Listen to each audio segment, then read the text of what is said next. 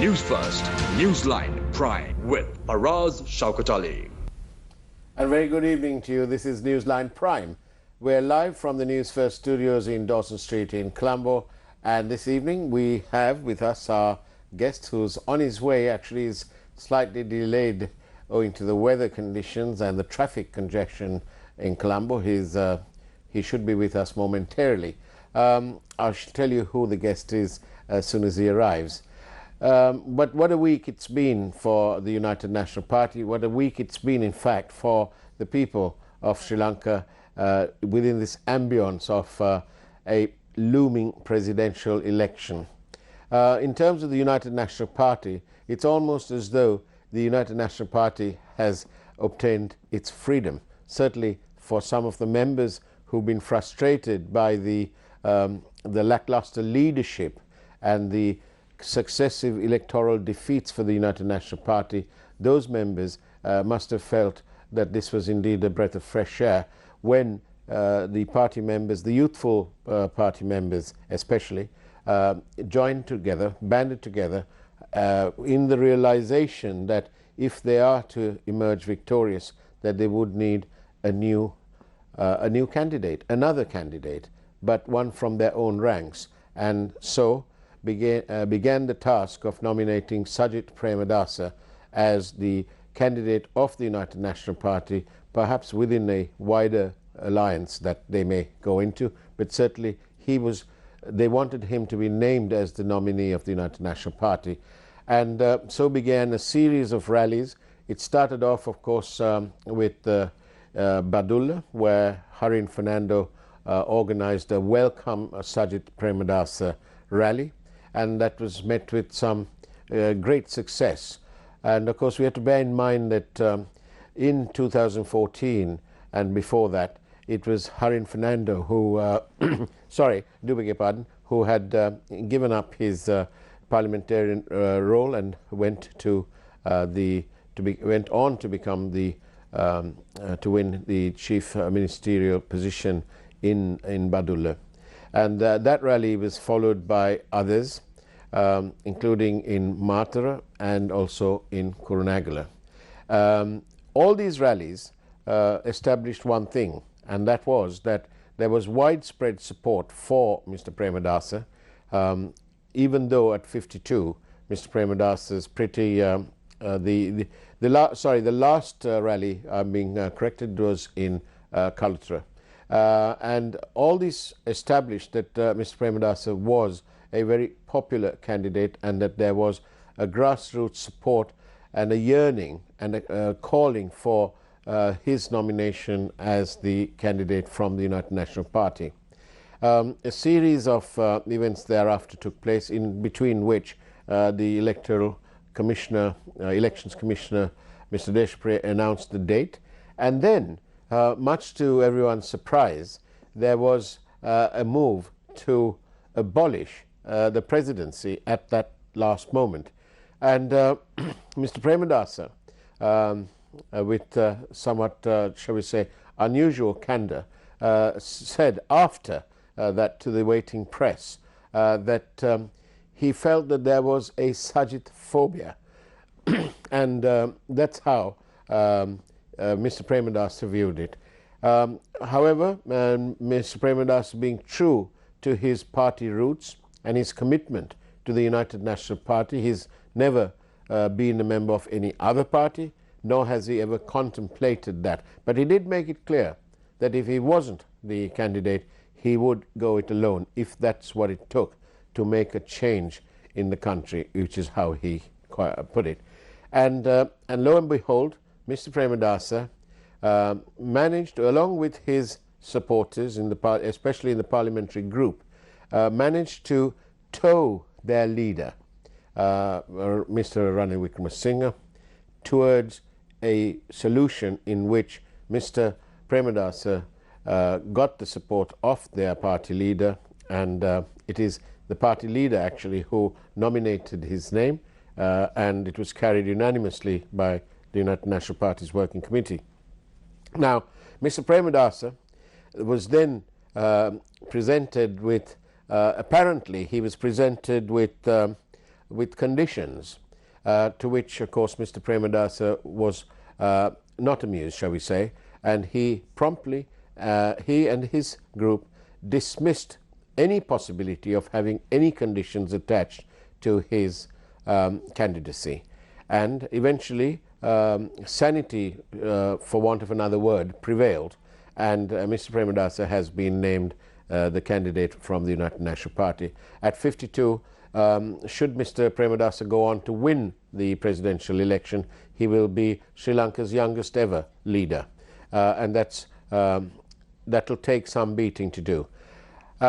The United National Party hopes to formally unveil Mr. Premadasa to the public at a rally that has been planned for the 10th at Goldface Green, and that is when Mr. Premadasa will formally meet the people, his membership and others, once on the 10th of October at Goldface Green. We are, in the meantime, of course, there have been various protests in the country. The country has been engulfed in various matters. We've had the disabled soldiers protesting about their pension. They want a full pension, as though they served their full term in the armed forces. The teachers have been on strike. The railways have been on strike. And of course, it's not really the teachers, but the non-academic staff of the universities. In the meantime, we can now tell you that our guest today, I won't tell you his name until he's seated here. Our guest has now arrived in the studios, and we'll be going for a commercial break. But before that, let me just remind you that on Newsline Prime, as we do on Newsline as well, we encourage our viewers to send us their questions by SMS to 0772 300 305. A card ought to come up on your screen at some point, 0772 300 305. On that note, we'll go for a short break, at which point our guest will be joining us. Don't go away. After all, this is Newsline Prime. News First, Newsline Prime with Faraz Shaukat Ali. And welcome back to Newsline Prime. And just to finish off what I started just before the break, there are several strikes that are going on, and the timing of these strikes are rather suspicious. We are in an election mode, and the big question really amongst the talk of the town, the talk of the nation, is who could possibly be behind these strikes. We are joined now by our guest, Mr. Azad Sali. Very good evening to you. Very good evening, Faraz. Who do you think, Azad, is behind these strikes? Very good question that you asked me, and I have been talking about this at my press conferences also. It is very, very evident and clear that 4 tour guys are behind all this. See, from the day this party was formed, they want to come into power. They are into power hunger, and they want in some form come. So they have organized strikes, they have organized violence against minorities. All these things have been done. I am not saying this, the president of the country is saying that this violence that was unleashed by these people after the 21st incident were all done by the port tour, is the word of the president. So I am not just saying what I am saying, this is what we felt earlier itself, and because we saw the organizers, the chairmen of the councils, various councils who were involved there, the shops that were looted, the mosques that were damaged, properties damaged, factories damaged, wherever that happened, we saw the port tour chairman or the port tour organizers there. Azad, you are, unlike many people in the political arena, you are of the people. You've got both your ears to the ground, and you spend a lot of time with the people. What are the people saying? Actually, people know. Do they understand that this is all being done for? Except for 2 channels. I will not name the channels because it's not right for me to do that. Except for 2 channels, the rest of them are asking the people, and the people are giving the right opinion.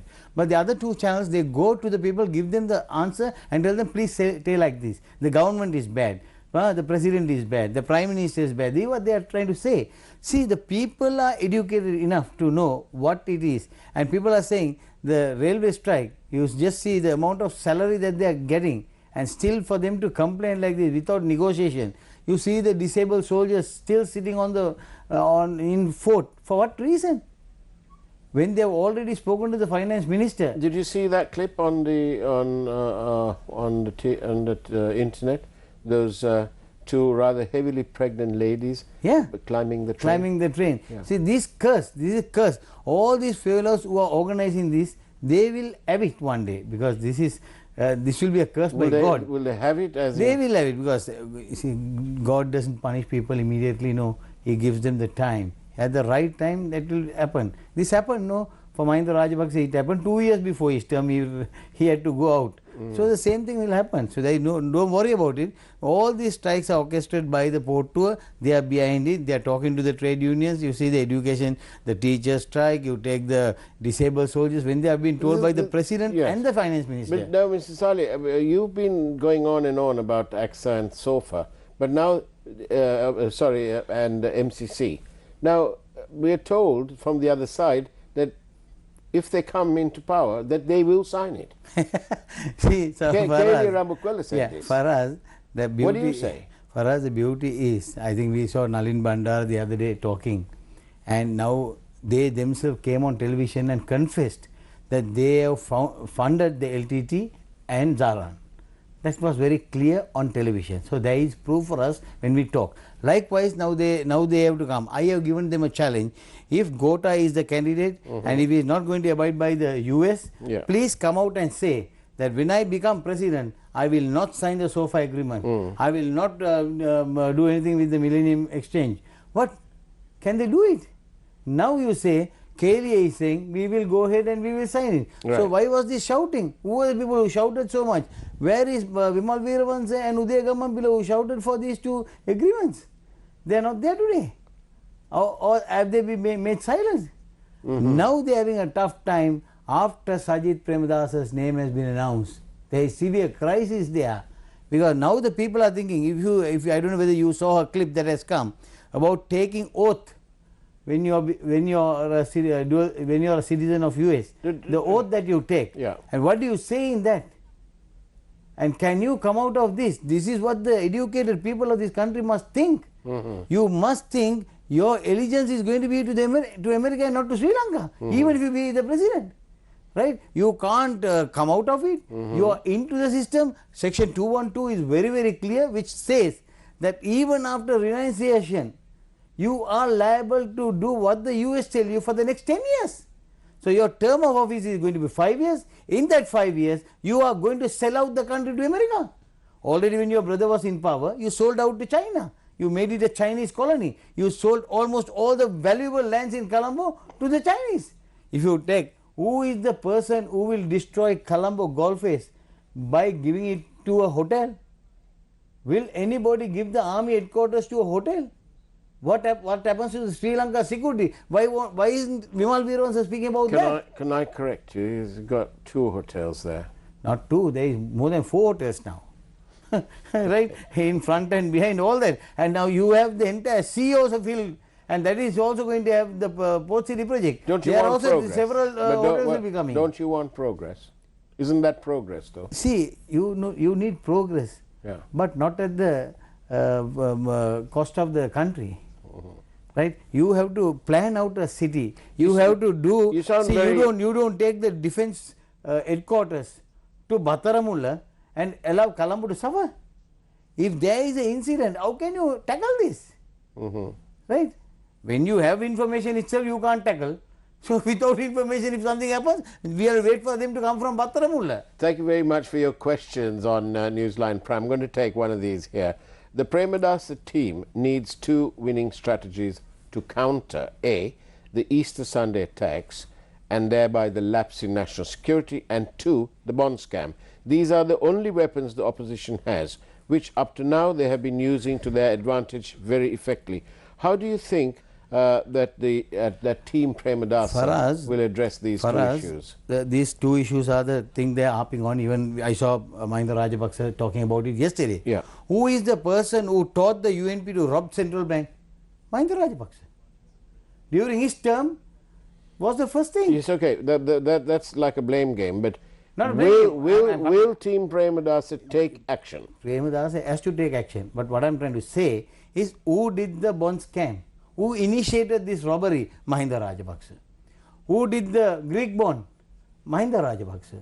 They started everything. Now they have forgotten their 11 years of rule, what they ruled, what they killed, how they burned stations, how they killed journalists, all have been forgotten. And the other one. Another question. Yes. Another question.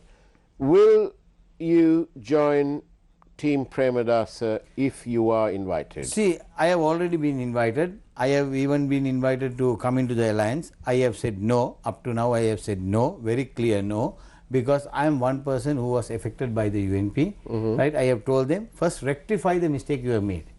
If the rectification will be done, I will be a team player in that so alliance. you will under this, the UNP appears to have got freedom, right? So under this new freedom, they have to work out good strategies. Will you go back to the UNP? See, for us, I should be the most happiest person today because of the freedom. Because I was the guy who got up when Sarath Fonseca's name was proposed by Mr. Vikram Singh at the working committee. I only stood up and said, this is wrong protocol. UNP has always put their leadership for the contest. And if you are bringing outsiders, and I opposed it, we got only 3 votes. Mr. Vikram Singh had the majority. But today I am happy they have realized it after 2 appointments were made. You sound amazingly patriotic, and your heart seems to be with the UNP. But Mr. Salih, you've flitted in and out of various parties and so on. Do you think that but every time the Muslims voted for you, so do you think that the Muslim community will take you seriously? Definitely, because wherever we have been, we have ensured that we won. Now last time, in 42 days, we took President Maithripala Sirisena, and I was the first Muslim to go to the east. When the leaders had not come into the decision of joining Maithripala's campaign, I, with Dudley Sirisena, I went into the east and started the campaign for Maithripala Sirisena. We got him to win.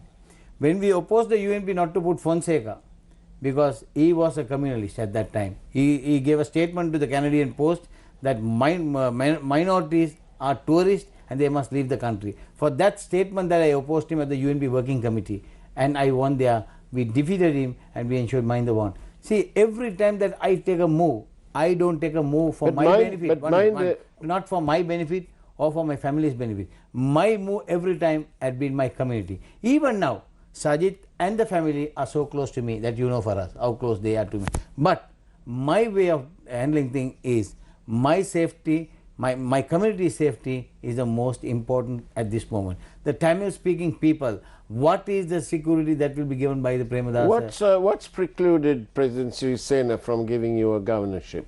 No, everybody else got. Yeah. See, for us, I am one person on principle have resigned 4 times. On principle have resigned 4.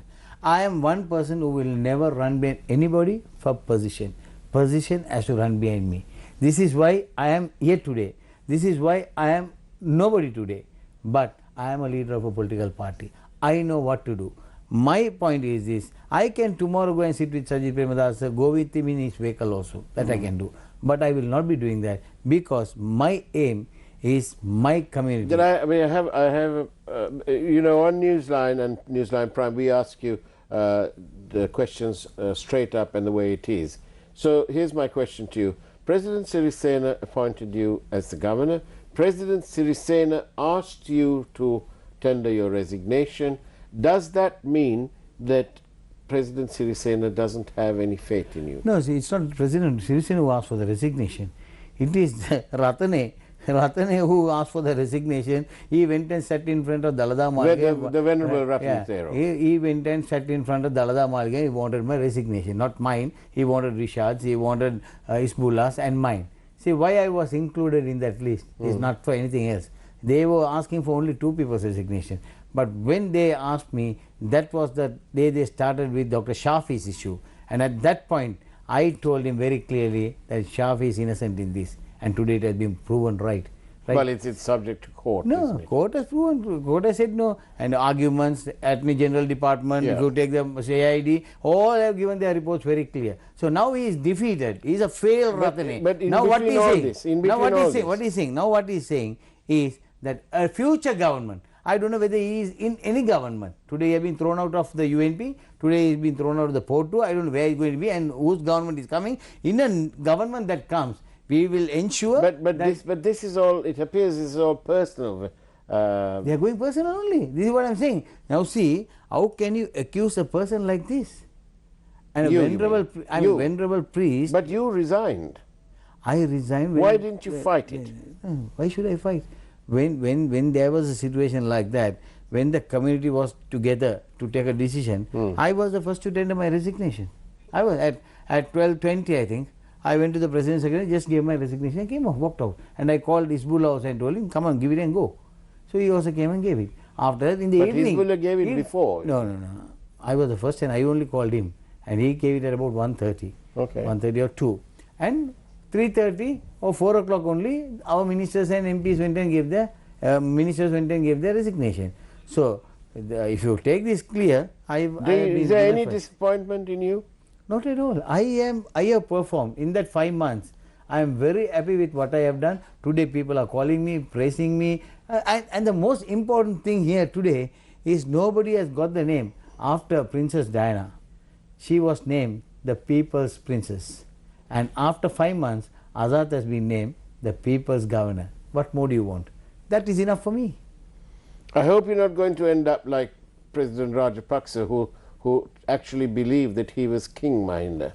He was claiming to be. Now Nobody then, made him a I'm king. going to take this question. Mr. Saleh, we know you are a devout Muslim.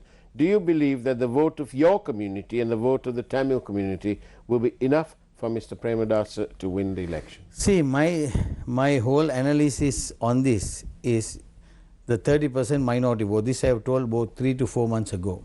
Minority vote, that is what even President Sirisena's campaign, that was the beginning.